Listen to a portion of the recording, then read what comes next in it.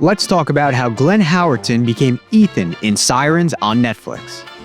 Ethan maintains this pompous exterior to fit in with the ultra-wealthy crowd, but when he's alone with Simone, he's kind and romantic. Do you see yourself as someone with a hard exterior and a soft inside? No. Not at all, actually. It's a bit odd because I'm usually playing such characters with so much edge and pompousness and often touch of narcissism and belligerence. And yet, that couldn't be more different from who I am in real life, except when I'm driving in traffic in LA.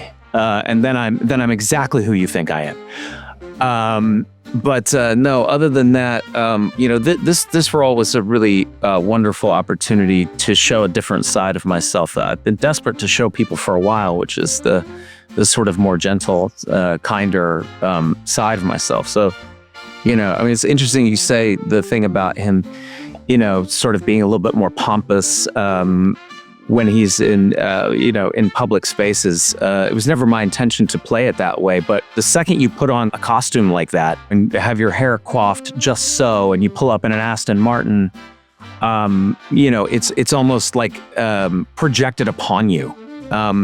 So I think he's even just his sweet, normal self, even when he's there, but you can't but come off as pompous when you look like that. What was the most challenging characteristic to channel when playing Ethan? I think sometimes just the level of obliviousness that he has. That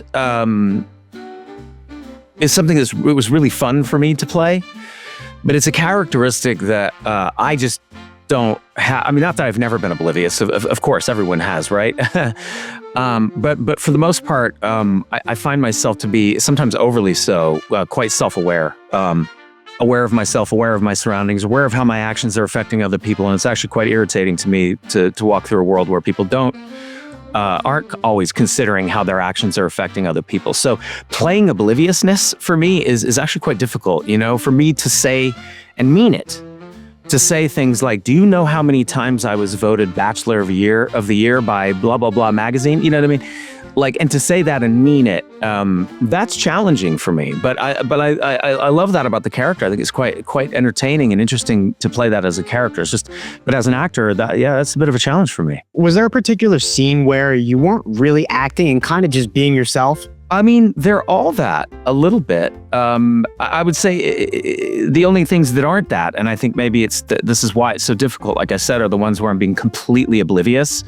It is a challenge to call somebody a nurse and then have them tell you over the course of the next few hours 3, 4, 5 times that they're not this person's nurse, and to keep calling him the nurse. Like, that level of obliviousness is definitely so out of character for me personally.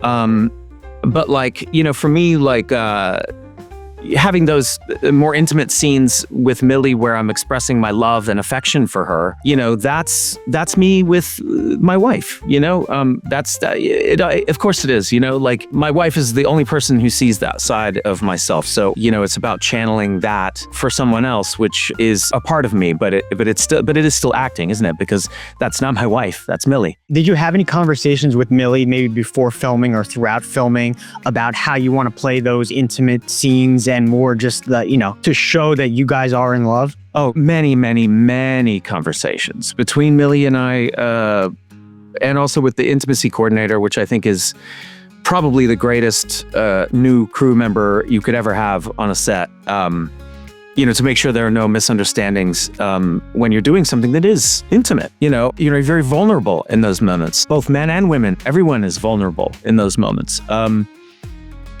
So many conversations with the two of us and many conversations with the intimacy coordinator and with the director about the vibe of those scenes. But I think the main focus there is to it's a bit hard eyes. You gotta really be enjoying the person that you're in the scene with, And, Millie's a lovely, lovely person, so that wasn't difficult. She's lovely and charming and funny and fun to hang out with. And I'm glad I got to hang out with her as much as I did, because we both kind of loosened up and got to know each other, and our personalities came out. So by the time we shot some of the more intimate scenes, we already had a good rapport with each other, and that helped a lot. What have you learned about yourself playing the character of Ethan? To get real, I have learned, and I didn't know this about myself, I didn't that sometimes I have a little bit of a tendency to want to play something the way I want to play it.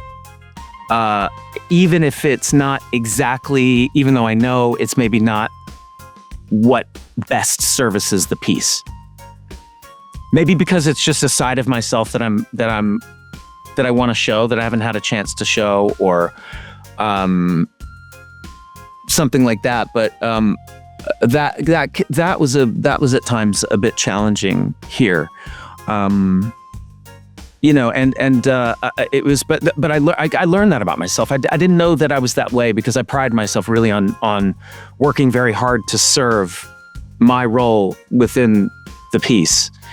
And sometimes I think some of my own needs and wants as an actor were getting in the way of me doing what was best for the scene. Now that we've gotten very deep, let's lighten it up a bit. I'm going to give you a couple questions. I want you to either pick yourself or Ethan. Are you ready? Okay. All right. Who pulls off a salmon-colored blazer with ducks better, you or Ethan? I mean, it's the same body and face. So all the above. Would you ever wear that out in public? God, no. No. Okay. No, not in a million years. Who's more of a romantic person, you or the character Ethan?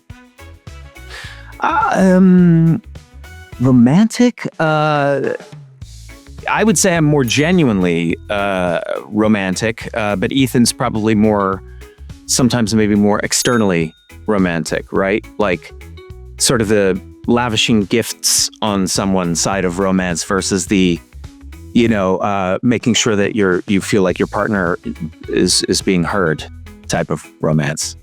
Who's more childish? Again, there's a childish side, I think, to both of us. I think he's childish in different ways. He's childish in a way that a child is naive. And I'm childish insofar as I still think, fart and dick jokes are super funny. So final one now. Who enjoys the beach more? Probably me. Yeah, me. Yeah, you're me. a beach guy? Yeah, I think Ethan probably doesn't like all the sand getting in all the places that he doesn't want him to get, and he doesn't want to get all dirty, and he's got a new pair of sandals he's wearing, and so I would say me. What's your go-to beach?